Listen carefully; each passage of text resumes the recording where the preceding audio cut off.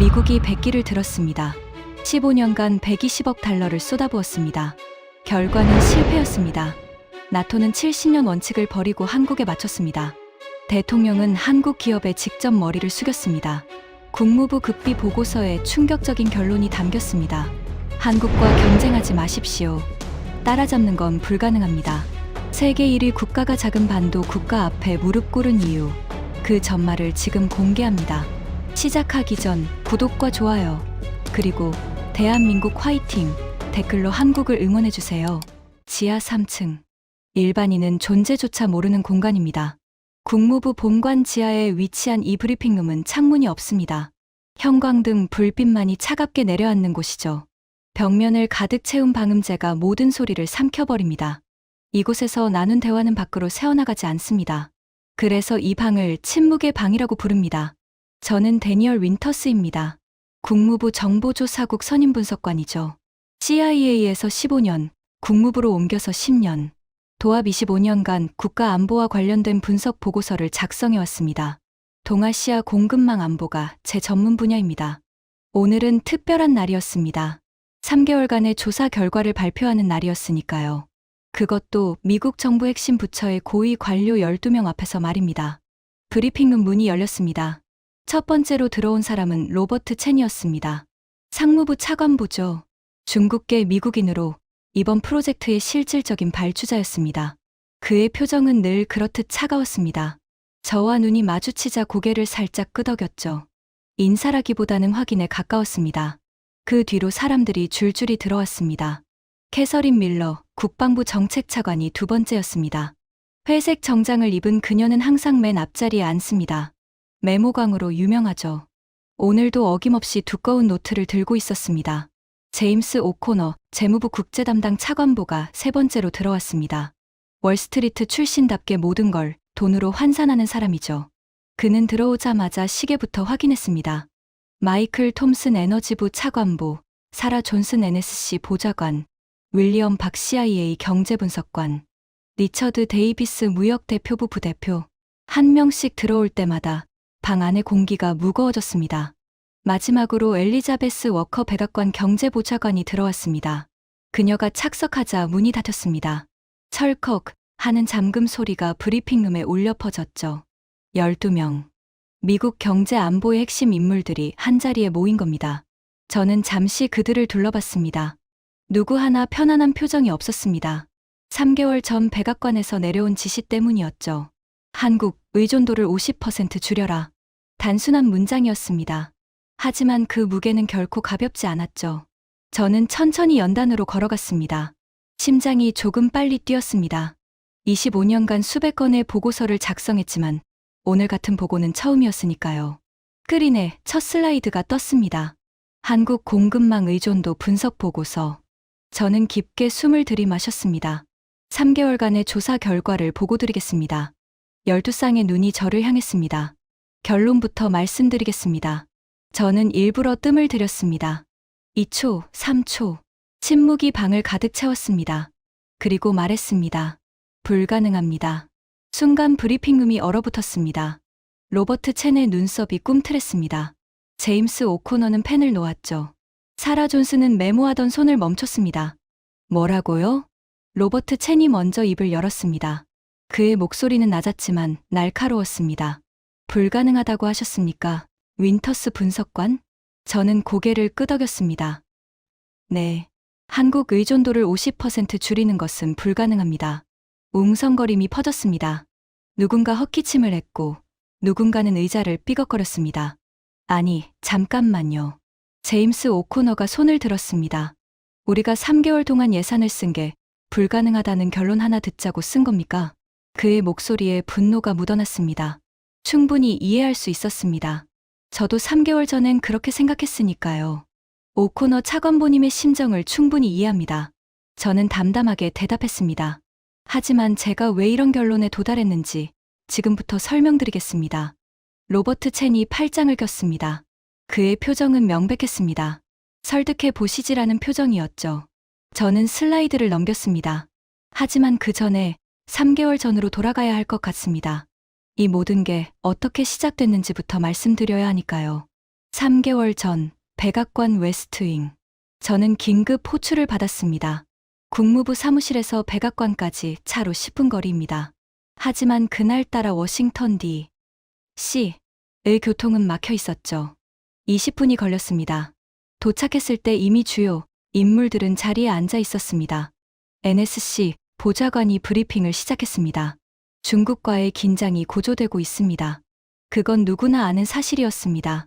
문제는 공급망입니다. 우리가 중국에 제재를 가하면 중국도 반격할 겁니다. 그런데 그녀가 화면을 가리켰습니다. 우리의 핵심 공급망이 한 나라에 너무 집중되어 있습니다.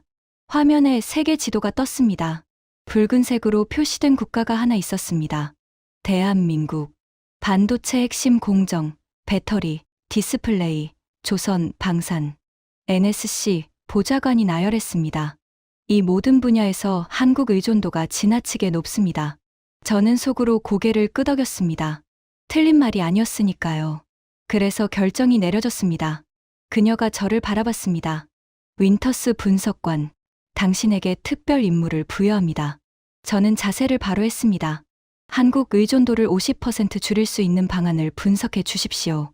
기한은 3개월입니다. 50%. 작지 않은 숫자였습니다. 하지만 불가능해 보이진 않았습니다. 알겠습니다. 저는 자신 있게 대답했습니다. 솔직히 말하면 그때 저는 한국을 과소평가하고 있었습니다. 25년간 동아시아를 분석해왔지만 한국은 늘 부차적인 대상이었습니다. 중국, 일본, 대만. 이 세 나라가 항상 우선순위였죠. 한국은 그 뒤에 있었습니다. 왜냐고요? 작으니까요. 땅덩어리가 작고 인구도 작고 자원도 없습니다. 역사적으로도 강대국 사이에 끼인 반도 국가였죠. 제 분석 프레임에서 한국은 교체 가능한 파트너였습니다. 미국 기술력에 우리 자본을 더하면 뭐든 대체할 수 있다고 생각했습니다.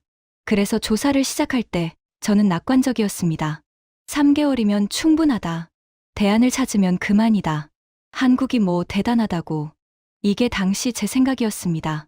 첫 달은 데이터 수집했었습니다. 한국이 어떤 분야에서 얼마나 중요한 위치를 차지하고 있는지 파악해야 했으니까요.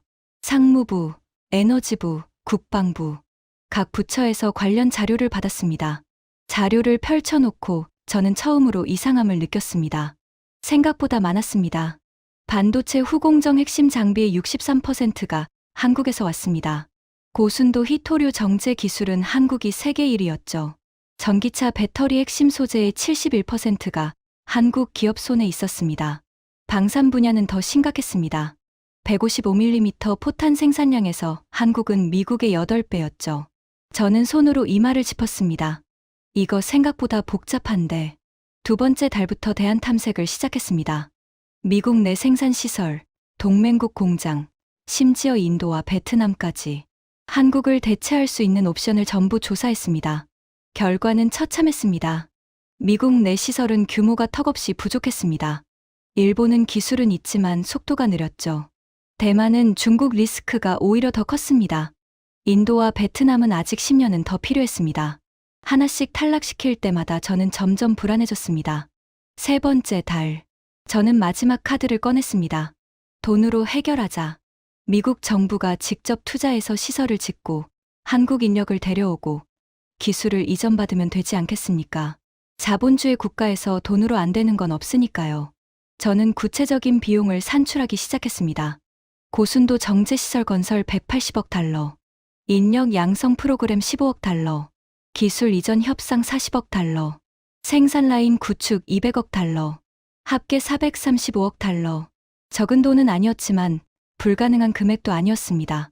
미국 국방 예산의 5%에 불과하니까요. 저는 안도의 한숨을 쉬었습니다. 됐다. 이거면 되겠다. 하지만 문제는 그 다음이었습니다. 시간이 얼마나 걸립니까? 제가 에너지부 담당자에게 물었습니다. 그는 잠시 계산하더니 대답했습니다. 시설 건설에 5년, 인력 양성에 10년, 기술 안정화에 5년, 최소 20년입니다. 20년. 저는 멍해졌습니다. 20년이요? 네. 그것도 모든 게 순조롭게 진행됐을 때 얘기입니다. 변수가 생기면 25년, 30년도 걸릴 수 있습니다. 저는 서류를 내려놓았습니다. 20년 뒤 한국은 어디에 있을까요? 지금도 매년 기술 격차가 벌어지고 있는데 20년 뒤에 따라잡을 수 있을까요? 그 순간 저는 깨달았습니다. 이건 돈의 문제가 아니었습니다. 시간의 문제였죠. 그리고 시간은 살 수 없습니다. 저는 보고서를 다시 펼쳤습니다. 처음부터 끝까지 다시 읽었습니다. 그리고 결론을 내렸습니다. 불가능. 이 한 단어가 제 3개월을 요약했습니다. 그리고 오늘 저는 그 결론을 12명의 고위 관료 앞에서 발표해야 했습니다. 불가능하다. 제 말이 끝나자마자 로버트 첸이 손바닥으로 테이블을 쳤습니다. 쾅. 둔탁한 소리가 브리핑룸에 울려 퍼졌습니다. 윈터스 분석관. 그의 목소리는 차가웠습니다. 지금 농담하는 겁니까? 저는 고개를 저었습니다. 아닙니다, 차관보님. 저도 이 결론을 원하지 않았습니다. 원하지 않았다고요? 로버트 첸이 비웃음을 흘렸습니다. 그럼 바꾸면 되지 않습니까? 우리가 원하는 결론으로. 저는 그의 눈을 똑바로 바라봤습니다. 사실을 바꿀 수는 없습니다. 잠시 침묵이 흘렀습니다. 제임스 오코너가 끼어들었습니다. 윈터스 분석관, 내가 좀 이해가 안 되는 부분이 있어요. 그는 서류를 뒤적였습니다. 여기 보면 한국의 반도체 후공정 점유율이 63%라고 되어 있는데 그럼 나머지 37%는 어디 있는 겁니까? 대만, 일본, 중국 등에 분산되어 있습니다. 그럼 그쪽으로 물량을 돌리면 되는 거 아닙니까? 제임스 오코너가 당연하다는 듯 말했습니다. 간단한 산수잖아요. 한국 물량 줄이고 다른 데서 늘리면 됩니다. 저는 천천히 고개를 저었습니다. 그게 안 됩니다. 왜요? 용량이 없습니다. 제임스 오코너가 눈썹을 치켜 올렸습니다. 용량이요? 네. 대만과 일본의 생산시설은 이미 풀가동 중입니다. 용량이 없어요. 물량을 늘리려면 새 공장을 지어야 하는데 그건 5년 이상 걸립니다. 5년이면 되는 거 아닙니까? 문제는 그 5년 동안 뭘 쓰느냐입니다. 저는 스크린을 가리켰습니다. 지금 당장 한국 의존도를 줄이면 미국 첨단 산업 전체가 마비됩니다. 스마트폰, 전기차, AI 서버, 전부 멈춰요. 제임스 오코너가 입을 다물었습니다. 하지만 반발은 거기서 끝나지 않았습니다. 마이클 톰슨이 손을 들었습니다. 윈터스 분석관, 기술 이전은 검토해봤습니까? 검토했습니다. 결과는요? 한국 기업들은 핵심 기술 이전에 응하지 않을 겁니다. 왜요? 돈을 주면 되잖아요. 저는 한숨을 삼켰습니다. 톰슨 차관보님, 한국의 핵심 기술은 특허나 설계도에 있는 게 아닙니다. 그럼 어디 있는데요? 사람 머릿속에 있습니다. 마이클 톰슨이 어리둥절한 표정을 지었습니다. 좀 더 구체적으로 말씀해 주시겠습니까? 저는 슬라이드를 넘겼습니다. 고순도 정제 기술을 예로 들겠습니다. 화면에 용광로 사진이 떴습니다. 히토류를 99.9999% 순도로 정제하려면 온도, 압력, 시간, 첨가물 비율을 나노 단위로 조절해야 합니다. 저는 잠시 멈췄습니다. 이건 매뉴얼에 없습니다. 논문에도 없어요. 그럼 어떻게 합니까? 몸으로 익힙니다. 마이클 톰슨의 눈이 커졌습니다. 용광로 색깔을 보고 소리를 듣고 심지어 냄새까지 맡아가며 감을 잡는 겁니다.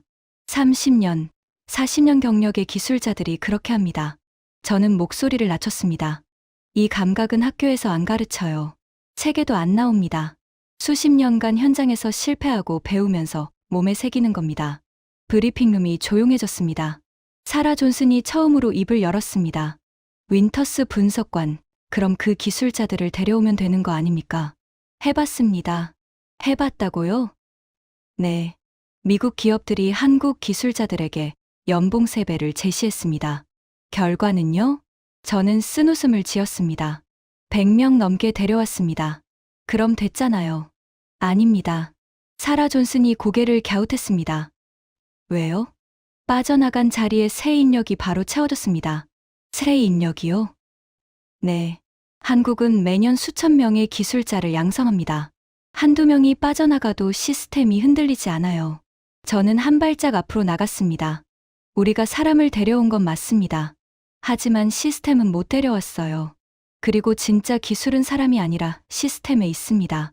사라 존슨이 펜을 내려놓았습니다. 그때 로버트 첸이 다시 입을 열었습니다. 윈터스 분석관. 그의 목소리는 여전히 차가웠습니다. 당신 말대로라면 한국은 대체가 불가능하다는 건데요. 네. 그럼 우리는 영원히 한국에 종속되어야 한다는 겁니까? 종속. 강한 단어였습니다. 하지만 틀린 말은 아니었죠. 저는 잠시 생각했습니다. 종속이라는 표현은 적절하지 않습니다. 그럼 뭐라고 해야 합니까? 상호의존입니다.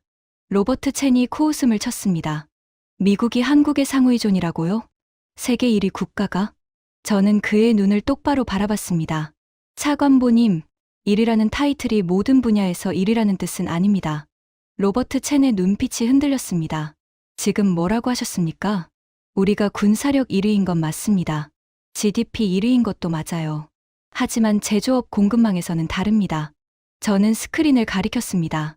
고순도 히토류 정제, 배터리 핵심 소재, 첨단 조선, 방산 납기. 이 분야에서 미국은 1위가 아닙니다. 브리핑룸이 술렁였습니다. 로버트 첸이 자리에서 벌떡 일어났습니다.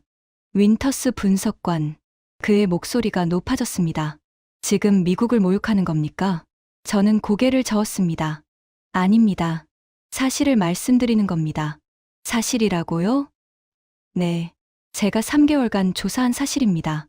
로버트 첸과 제 시선이 공중에서 부딪혔습니다. 1초, 2초, 3초. 그가 먼저 눈을 피했습니다. 좋습니다. 그는 천천히 다시 앉았습니다. 설명을 계속해 보시죠. 왜 대체가 불가능한지, 구체적으로. 저는 고개를 끄덕였습니다. 지금부터 말씀드리겠습니다. 저는 슬라이드를 넘겼습니다. 화면에 네 글자가 떴습니다. 첫 번째 벽. 우리가 마주친 첫 번째 불가능입니다. 캐서린 밀러가 펜을 들었습니다. 그녀는 이미 메모할 준비가 되어 있었죠. 하지만 나머지 11명의 표정은 여전히 회의적이었습니다. 정말 불가능이라고? 미국이.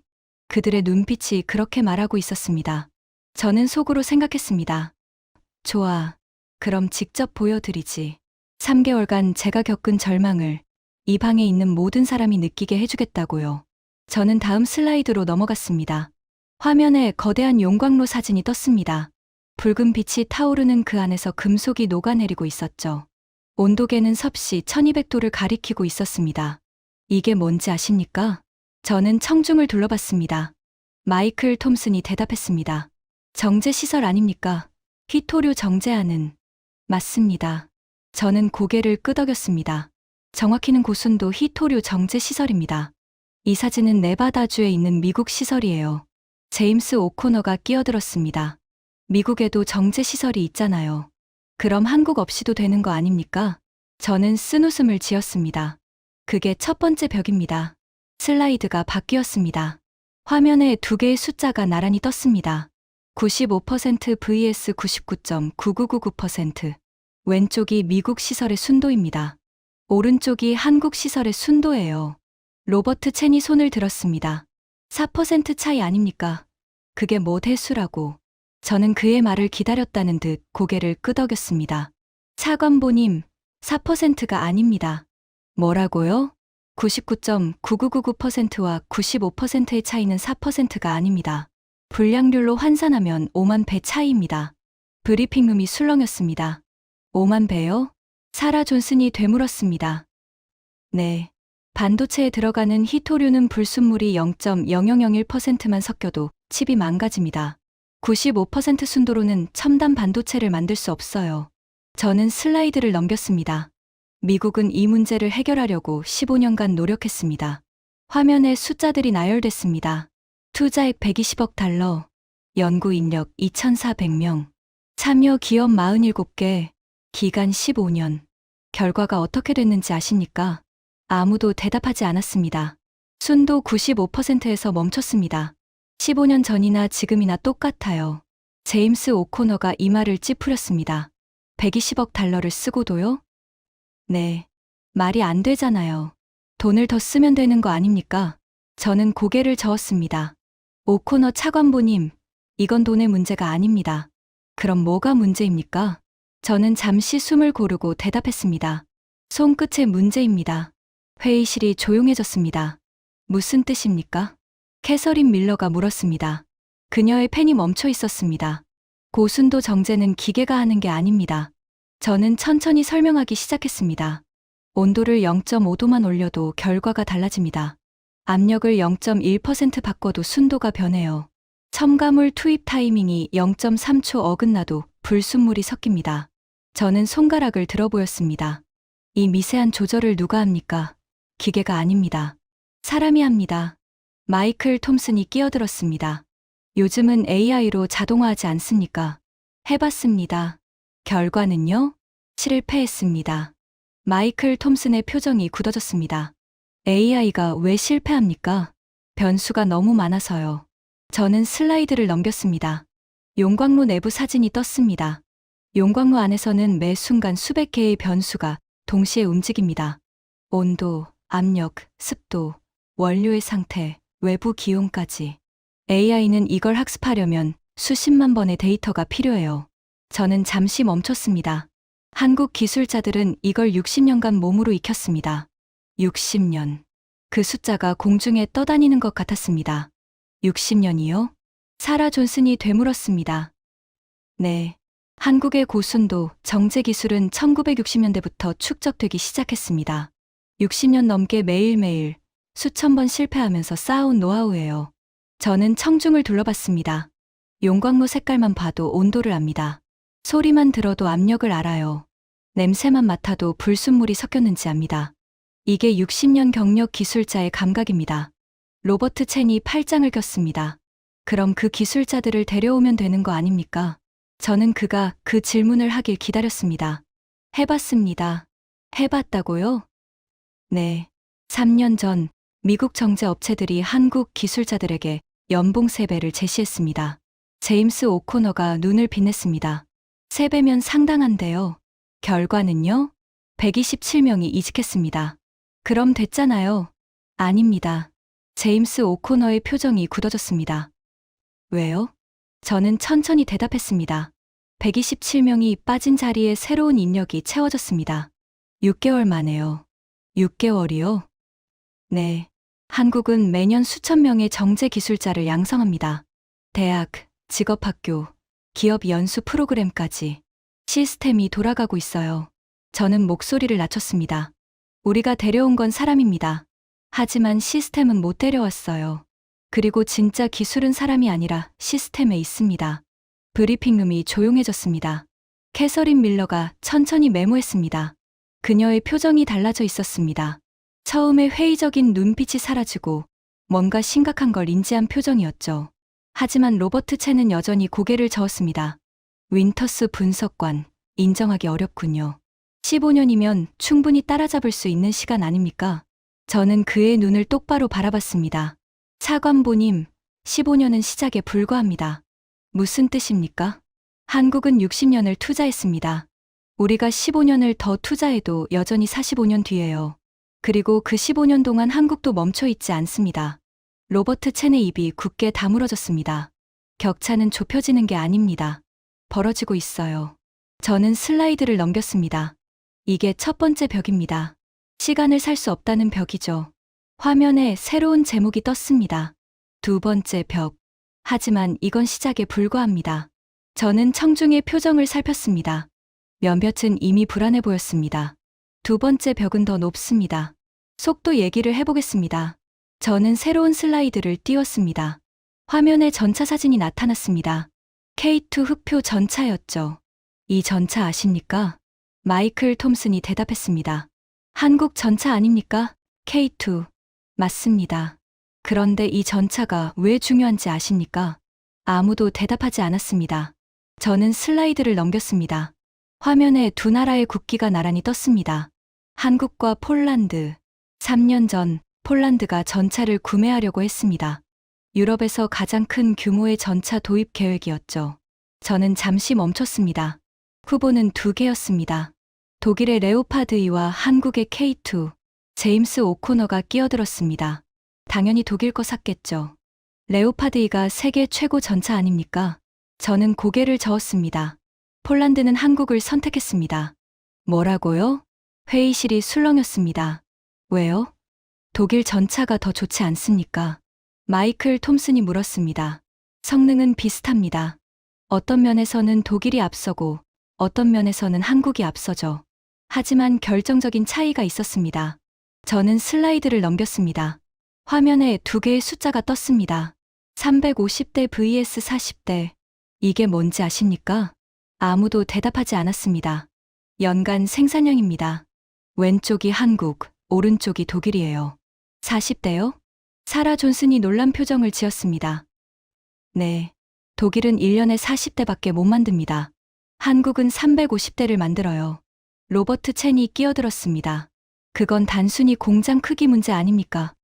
독일도 공장 늘리면 되죠. 안 됩니다. 왜요? 저는 깊게 숨을 들이쉬었습니다. 생산 라인을 새로 만들려면 최소 5년이 걸립니다. 인력 양성에 3년, 부품 공급망 구축에 2년. 독일이 지금 당장 시작해도 8년 후에야 생산량을 늘릴 수 있어요. 저는 목소리를 높였습니다. 폴란드는 8년을 기다릴 수 없었습니다. 러시아가 코앞에 있으니까요. 브리핑룸이 조용해졌습니다. 한국은 달랐습니다. 계약 후 18개월 만에 첫 물량을 납품했어요. 폴란드가 한국을 선택한 건 성능 때문이 아닙니다. 속도 때문이에요. 저는 슬라이드를 넘겼습니다. 더 충격적인 사례가 있습니다. 화면에 포탄 사진이 떴습니다. 155mm 포탄입니다. 우크라이나 전쟁 이후 수요가 폭발했죠. 제임스 오코너가 고개를 끄덕였습니다. 그건 압니다. 포탄 부족 문제가 심각하다고 들었어요. 맞습니다. 그래서 미국과 유럽이 생산량을 늘리려고 했습니다. 결과가 어떻게 됐는지 아십니까? 아무도 대답하지 않았습니다. 18개월이 지났는데 생산량이 20%밖에 안 늘었습니다. 20%요? 네. 생산 라인이 오래 멈춰 있었거든요. 숙련공이 은퇴했고, 부품 공급망이 끊겼고, 설비가 노후화됐어요. 다시 가동하는 데만 1년이 걸렸습니다. 저는 슬라이드를 넘겼습니다. 한국은 달랐습니다. 화면에 숫자가 떴습니다. 3개월 만에 생산량 300% 증가. 3개월이요? 캐서린 밀러가 처음으로 큰 소리를 냈습니다. 네. 한국 방산업체들은 3개월 만에 생산량을 3배로 늘렸습니다. 어떻게요? 생산 라인이 한 번도 멈춘 적이 없으니까요. 저는 청중을 둘러봤습니다. 한국은 70년간 전시 상태입니다. 휴전이지 종전이 아니에요. 그래서 방산 생산 라인이 단 한 번도 멈춘 적이 없습니다. 숙련공이 계속 일하고 부품 공급망이 계속 돌아가고 설비가 계속 업그레이드됩니다. 저는 목소리를 낮췄습니다. 미국과 유럽은 생산 라인을 다시 켜야 합니다. 한국은 더 빨리 돌리면 됩니다. 이 차이가 3개월과 18개월의 차이를 만들어요. 로버트 첸이 자리에서 몸을 앞으로 숙였습니다. 윈터스 분석관, 그건 방산 얘기 아닙니까? 민간 분야는 다르지 않습니까?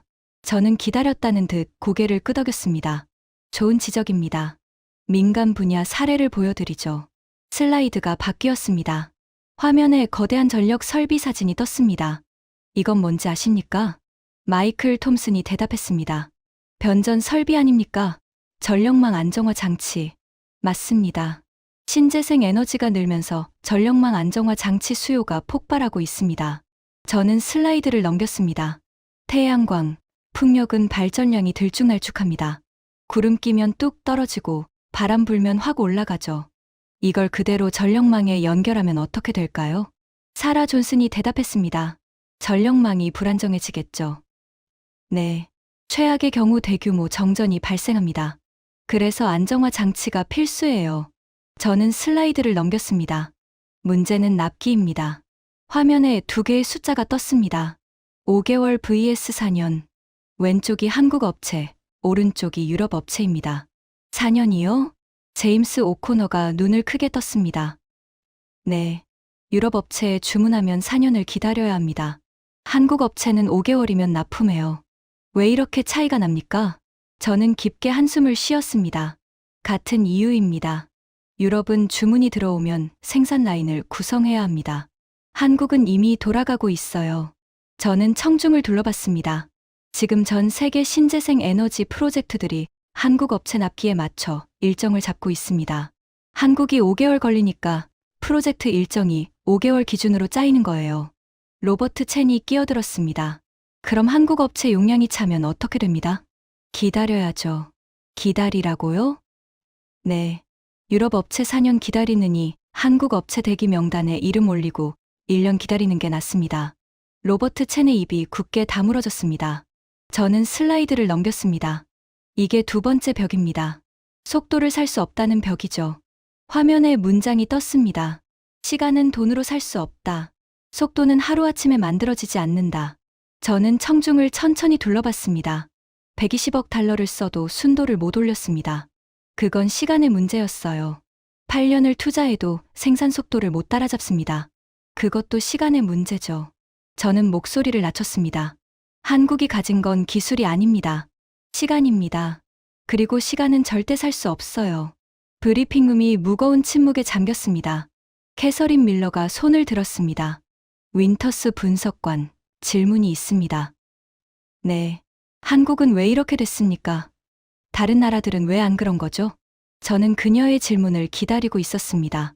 그게 세 번째 벽입니다. 세 번째 벽은 가장 높습니다. 저는 새로운 슬라이드를 띄웠습니다. 화면에 한 장의 흑백 사진이 떴습니다. 긴 줄을 선 사람들. 손에 무언가를 들고 있었죠. 이 사진이 뭔지 아십니까? 아무도 대답하지 않았습니다. 1998년, 한국입니다. 저는 사진을 확대했습니다. 사람들 손에 들린 건 금반지, 금목걸이, 금 장신구들이었습니다.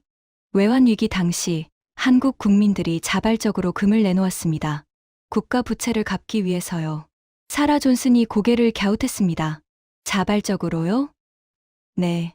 정부가 강제한 게 아닙니다. 국민들이 스스로 줄을 섰어요. 저는 슬라이드를 넘겼습니다. 화면에 숫자가 떴습니다. 251톤. 모인 금의 총량입니다. 당시 시세로 약 22억 달러어치였죠. 22억 달러요? 제임스 오코너가 놀란 표정을 지었습니다. 네.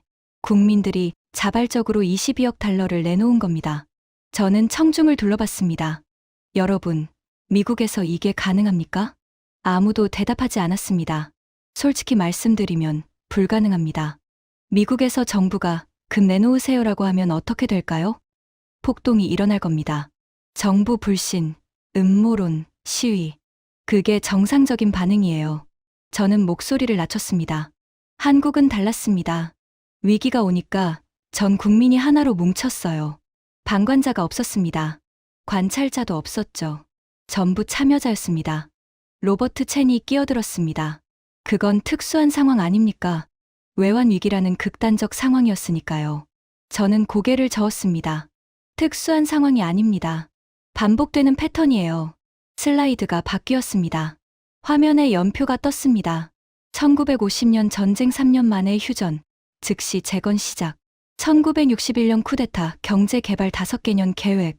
1979년 대통령 암살 6개월 내 정상화. 1980년 민주화 운동 7년 후 민주화 달성.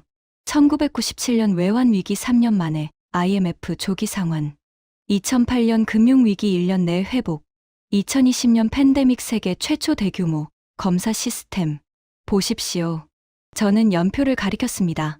70년간 위기가 끊이지 않았습니다. 전쟁, 쿠데타, 암살, 민주화 운동, 경제 위기, 팬데믹. 보통 국가라면 하나만 겪어도 수십 년간 휘청거립니다. 저는 목소리를 높였습니다. 한국은 매번 일어났습니다. 그것도 더 강해져서요. 마이클 톰슨이 손을 들었습니다. 윈터스 분석관. 그건 운이 좋았던 거 아닙니까? 저는 고개를 저었습니다. 운이 아닙니다. 시스템입니다. 시스템이요? 저는 슬라이드를 넘겼습니다. 화면에 도표가 떴습니다. 일반 국가의 위기 대응. 위기 발생 원인 규명 6개월 책임자. 처벌 1년 대책 마련 6개월 시행 1년. 총 3년. 한국의 위기 대응. 위기 발생 원인 규명 대책 마련 시행 동시 진행. 총 3개월. 보십니까? 저는 도표를 가리켰습니다. 일반 국가는 순차적으로 움직입니다. 한국은 병렬로 움직여요. 원인을 찾으면서 동시에 대책을 만들고 대책을 만들면서 동시에 시행합니다. 캐서린 밀러가 끼어들었습니다. 그게 어떻게 가능합니까? 이미 여러 번 해봤으니까요. 저는 청중을 둘러봤습니다. 한국은 70년간 위기를 반복적으로 겪었습니다. 그 과정에서 대응 매뉴얼이 자동화됐어요.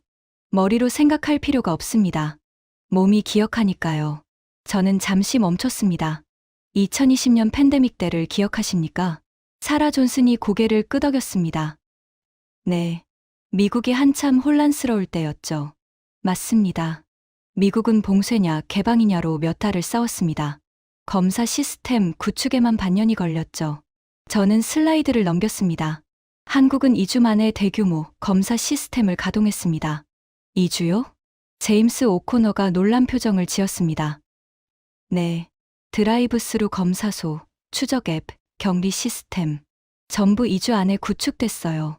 저는 목소리를 낮췄습니다. 왜 가능했는지 아십니까? 2015년에 이미 한번 겪어봤으니까요. 2015년요? 네. 메르스 사태입니다. 그때 한국은 초기 대응에 실패해서 큰 피해를 입었습니다. 그리고 그 실패를 분석하고 시스템을 만들고 매뉴얼을 준비해뒀어요. 저는 청중을 둘러봤습니다. 2020년 코로나가 터졌을 때 한국은 새로 생각할 필요가 없었습니다. 5년 전에 준비해둔 매뉴얼을 꺼내면 됐으니까요.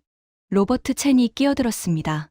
윈터스 분석관, 그건 보건 분야 얘기 아닙니까? 경제랑 무슨 상관입니까?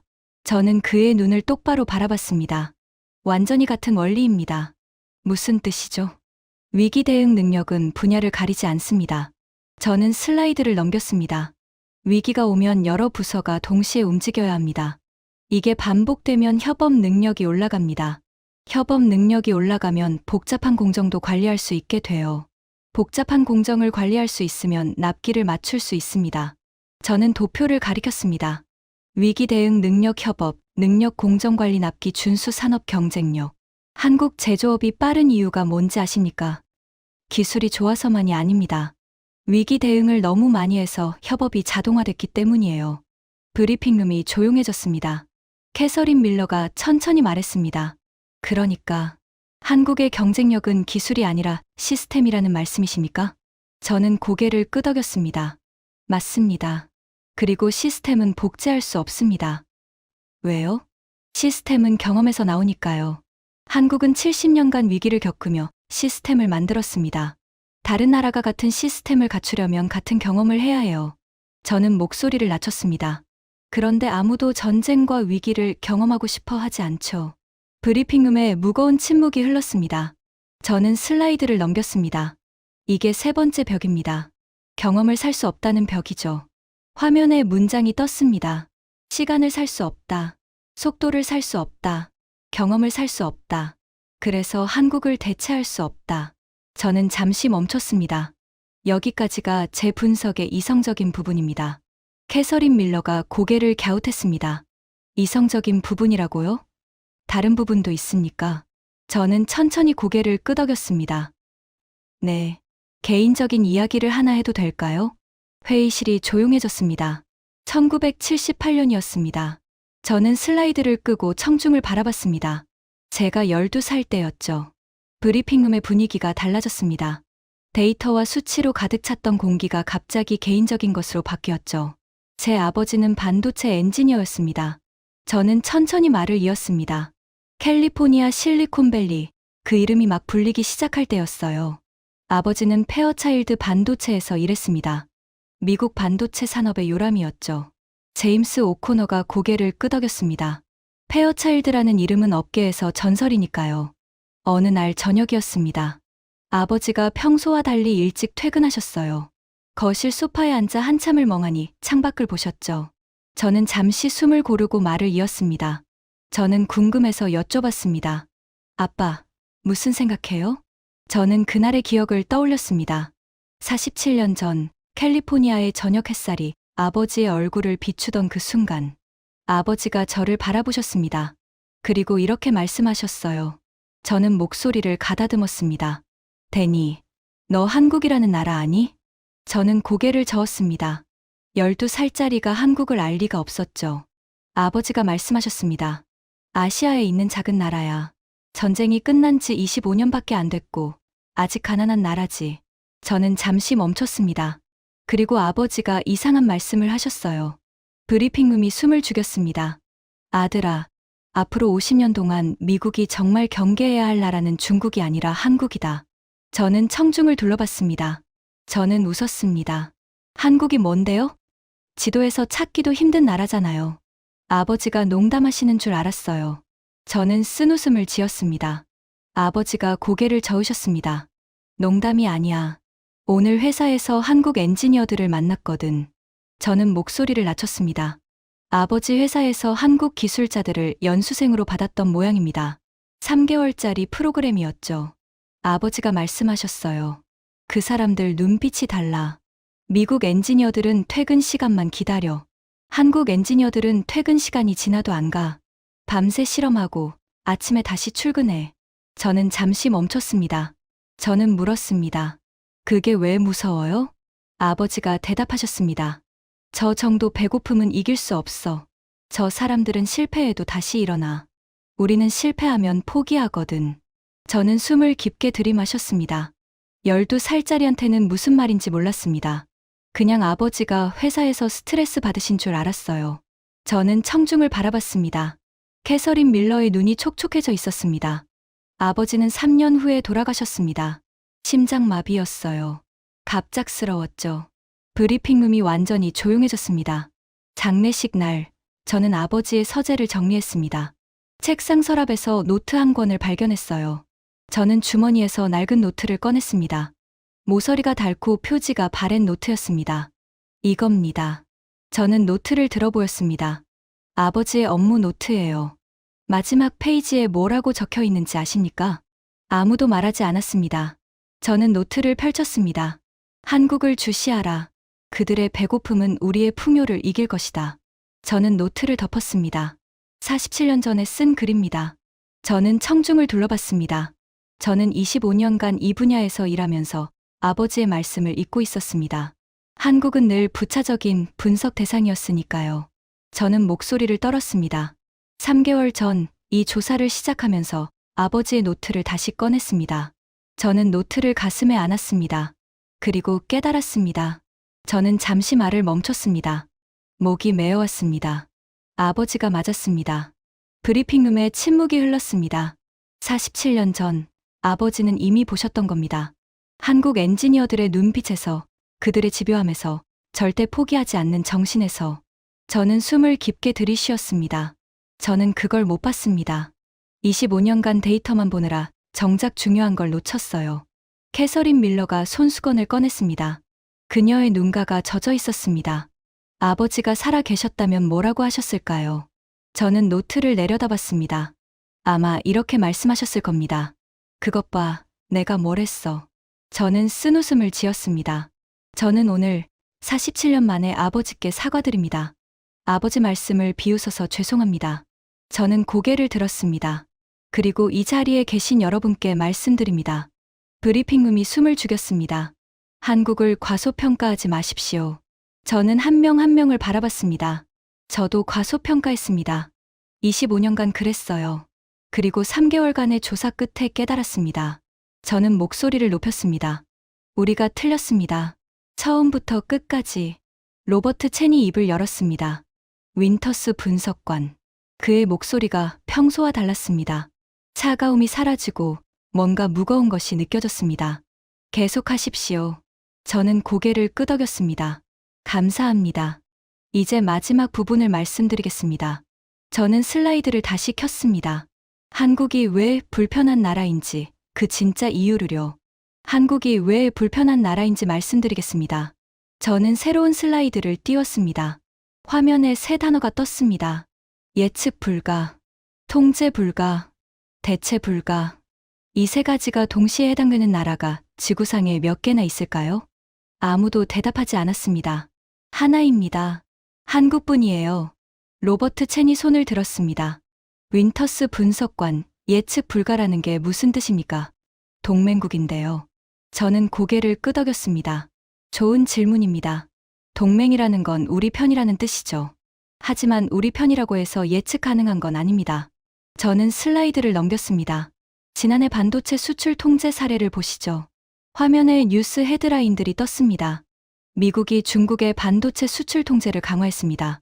당연히 한국도 동참할 거라고 생각했죠. 제임스 오코너가 끼어들었습니다.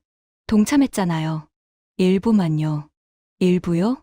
저는 고개를 끄덕였습니다. 한국은 미국 요구를 전부 수용하지 않았습니다. 일부만 수용하고 나머지는 자기 기준으로 판단했어요. 로버트 첸의 눈이 가늘어졌습니다. 그건 우리도 압니다. 협상 과정이었으니까요. 맞습니다. 하지만 문제는 그 협상 과정을 우리가 예측하지 못했다는 겁니다. 저는 슬라이드를 넘겼습니다. 미국은 한국이 전면 동참할 거라고 예측했습니다. 중국은 한국이 중립을 지킬 거라고 예측했죠. 양쪽 다 틀렸습니다. 저는 목소리를 낮췄습니다. 한국은 자기만의 계산법을 가지고 있습니다. 미국도 모르고 중국도 모르는 계산법이요. 사라 존슨이 손을 들었습니다. 그게 왜 문제입니까? 주권 국가라면 당연한 거 아닌가요? 맞습니다. 문제는 우리가 그걸 계산에 넣을 수 없다는 겁니다. 저는 청중을 둘러봤습니다. 전략에서 가장 무서운 건 적이 아닙니다. 변수예요. 저는 슬라이드를 넘겼습니다. 적은 대비할 수 있습니다. 어떻게 움직일지 알고, 무엇을 원하는지 알고, 어디까지 갈지 알죠. 변수는 다릅니다. 아무도 몰라요. 저는 목소리를 높였습니다. 한국이 바로 그 변수가 됐습니다. 브리핑룸이 조용해졌습니다.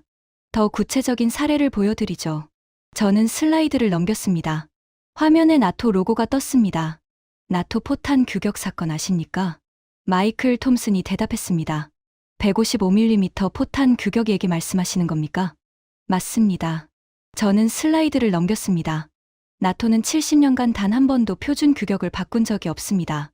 성경 같은 거예요. 회원국들이 수십 년간 그 표준에 맞춰서 무기를 만들어 왔죠. 저는 잠시 멈췄습니다. 그런데 작년에 바뀌었습니다. 뭐가요? 캐서린 밀러가 물었습니다. 포탄 규격이요. 저는 슬라이드를 넘겼습니다. 화면에 숫자가 떴습니다. 0.27mm. 한국산 포탄이 나토 표준보다 0.27mm 컸습니다. 머리카락 3개 두께예요. 저는 청중을 둘러봤습니다. 이 차이 때문에 나토에서 한국 포탄을 쓸 수 없었습니다. 그럼 어떻게 해야 할까요? 제임스 오코너가 대답했습니다.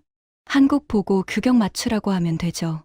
그게 정상적인 절차입니다. 과거 같으면 당연히 그랬겠죠.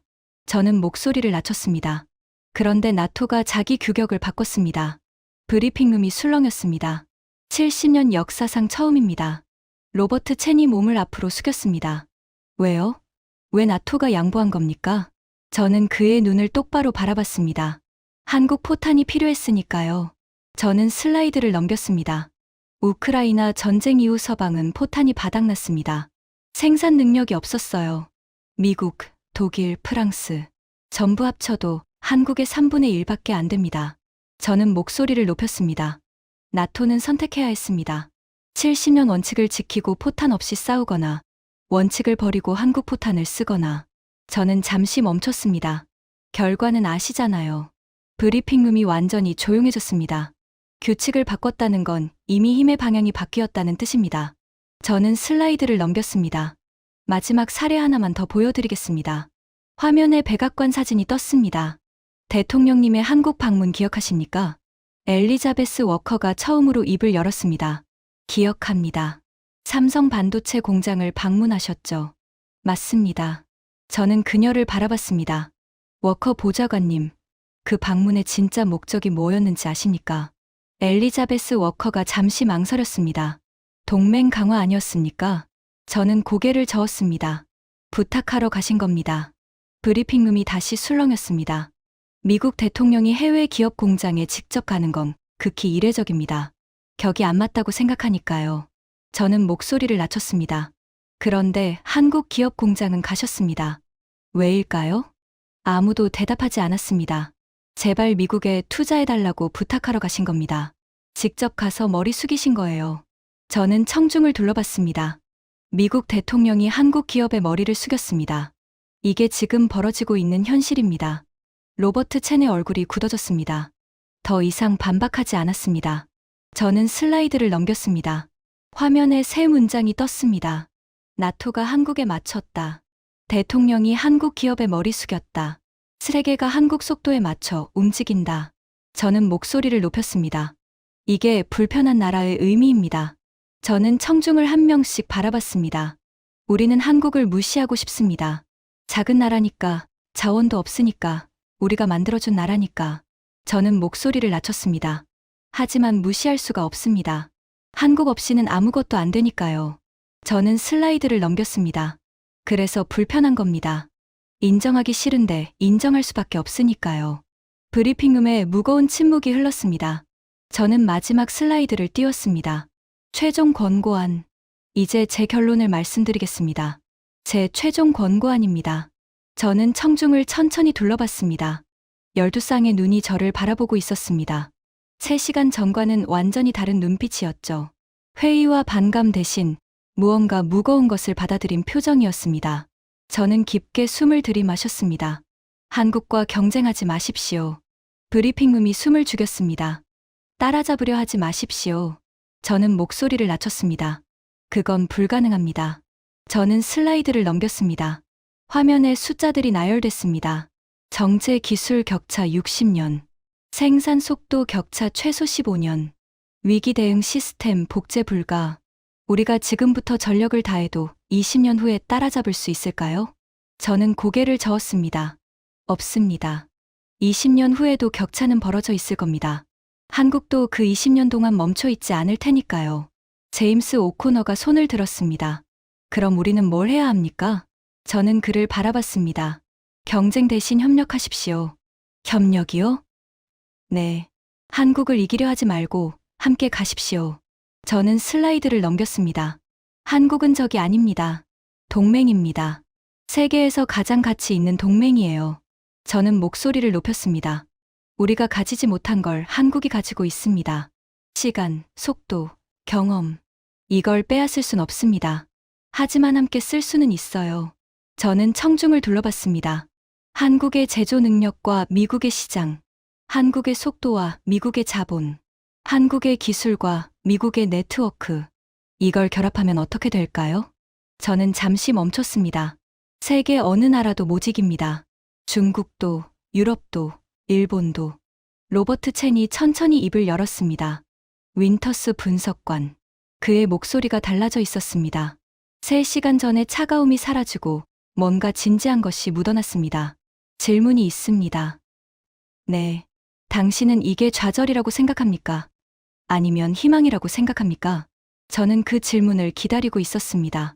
희망입니다. 로버트 첸의 눈썹이 올라갔습니다. 희망이요? 저는 고개를 끄덕였습니다. 한국이 적이었다면 좌절이었을 겁니다. 이길 수 없는 적과 싸워야 하니까요. 저는 목소리를 낮췄습니다. 하지만 한국은 동맹입니다. 이길 수 없는 상대가 내 편이라는 건 축복이에요.